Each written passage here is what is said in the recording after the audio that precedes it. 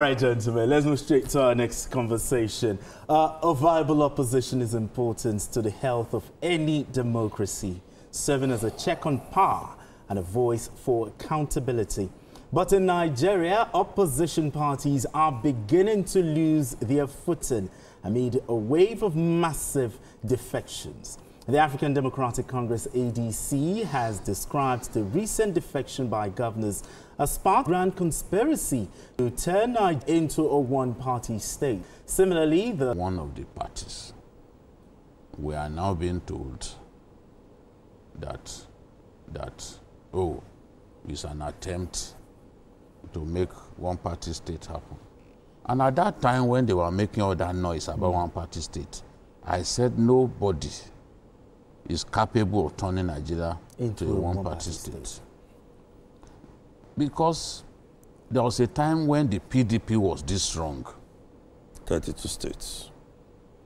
PDP was very strong. We still did not become a one-party state. Increasingly, other parties became stronger. PDP will lose some states where it was in control during an electoral season. And it went on like that. And then APC came into the mix. Things were a bit balanced. Governors moved from PDP to APC, and the contest became competitive. Go and look at the 2019 election. PDP made more gains in the states than the ruling party, the APC. In terms of new states that you were able to win back. Bauchi was lost to the PDP.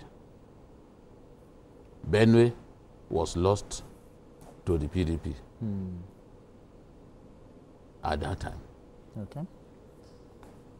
And a few other states that I may not even readily recall, you know.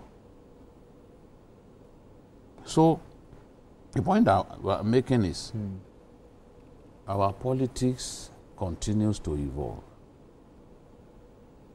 I don't think it makes sense for people to be saying that, oh, we are heading towards a one-party state.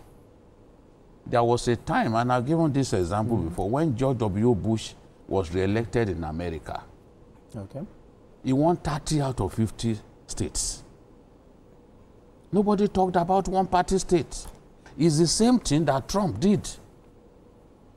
Trump literally repeated what George Walker Bush did in the 2003 election by thoroughly dominating the presidential election. He did. But the Americans are not talking about one-party states. And that is the beacon of democracy. Absolutely. Somebody won 30 out of 50 states. They didn't, because of that, say, oh, one-party state was coming. The parties know that what they need to do is work harder. Look at what Trump has done. Trump won even states that are traditionally democratic. But he still didn't. The Democrats know that, look, they will still get another chance to show that they are a relevant party. And they will do it. You could then see the coin flip to the other side in the next election. The Democrats may bounce back. Even in the midterm elections, you could see some signs of a bounce back. That is the beauty of democracy. You can't stop people who want to move from a party to another. You cannot blackmail them. People who have made up their minds that, look, we are leaving this party. You cannot blackmail them by saying, oh, we are heading towards a one-party state. Who are going to a one-party state? So you think it's just it will not happen in my time. Like a built-in excuse? I'm telling you that a one-party state. Look, what do we even call it? What's the meaning of a one-party state? Do they even know the meaning of a one-party state? Okay, that's what I want. Other parties, let me tell you, other parties will be competitive. Absolutely. The elections are coming. Are you sure? Are they saying that all of the states where APC had governors, that it is incumbent that they will win those states? Why do our people behave like people who have very short memory? This last election, 2023 election, APC lost in at least 10 states where they had governors in the presidential election. Okay. Yes. That's true. That's true. States like Nasarawa, states like Kaduna. Look at Kaduna, the president won only 2 local governments. What are we and we had El-Rufai and others. Even in his own Lagos. Yeah, Lagos. And he lost his Lagos. Lagos was APC. They lost. I said no less than 10. Let them check. Let check me. A ruling party in the presidential election losing no less than 10 states where it had governors. The governors couldn't stop APC from losing those states. So because people are moving to APC now, you assume that they are going to win all those states. I mean, that is arrant nonsense, pure nonsense. The election will be a different kettle of fish. And the APC knows that if he simply believes that, oh, because we have governors... 36, meaning that other parties shared 5 states.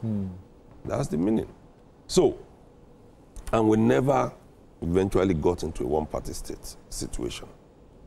And like BKO said, even Peter Obi had said it, the fact that governors are moving does not mean that chairman said elections we hold in some states. The national secretary hold in some states. The national secretary, that's Samuel Ayawu,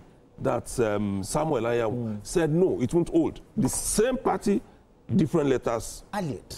Is it saying that the governors are abandoning? Is it saying that the governors are abandoning the PDP instead of addressing the mess they created? Yeah. How valid is that statement? They created. Yeah. How valid is that statement?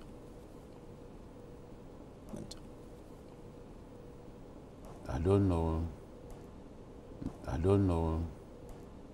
the mess governors created. Because when politicians speak, sometimes they are far away from the truth. Sometimes they are just speaking out of bias, out of pure emotion, And many of us are not ruled by it. So, if Seriake Dixon will be honest, and he will be dispassionate.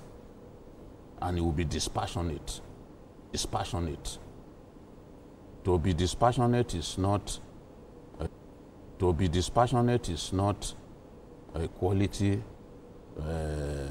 that you find with many politicians, because they want to be politically correct at all times. No. Some people won't speak the truth of the affairs of our country. Ours is anchored on multi-party democracy. A country that has more than 60 registered parties, you are talking about one-party state. Second base, I mean, what does Senator Seriake Dixon mean, with that statement? Well, I think he wrote maybe principally because of this movement by governors.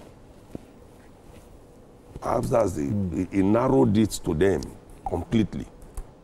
Because at some point, I also had that was heading in the direction of ADC, African Democratic Congress. And I asked that question from someone I know close to him last night, and he said, no, he's in PDP, but anything can happen. Anything can happen. So, people are trying to secure their political future. That is what is happening. Nobody wants to lose out in this game. And when you sit down and you weigh your options, you move. Yes. Because what is playing out now will definitely not favor the PDP so this time around. You don't think the governors betrayed the PDP in everybody in or the PDP PDP betrayed the governors? Everybody in the PDP betrayed that party. Is it only the governors that are defecting? That's the point. Before the governors began to defect, yes, you know, National Assembly members began to defect. That's true. Before the governors. So if this whole issue is about people defecting and all that, is it only governors that are defecting? No. At some point, a person may leave a party. Seriake Dixon was originally an alliance for individual campaigning to the delegates twice against the rule. Because the rule says you cannot speak to a delegate twice. He came back and appealed to them. He was allowed to come and speak a second time. And then he told them to vote for a person he has stepped down for. So, the arbiters at that time, the National School members, the chairman of the party, you and the rest of them, were they PDP governors? Because that problem led to what Wike has become today. Sure.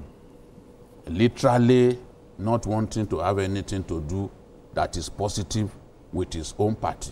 He still says that he's in PDP. Well, good luck to him if this is how to be in a party. Okay, we are going for a break. We're due for a break in a few seconds. But is there still hope for the PDP to return back to its former glory? They can get it right. If they but are not sincere. 2027. No, 2027 is off already.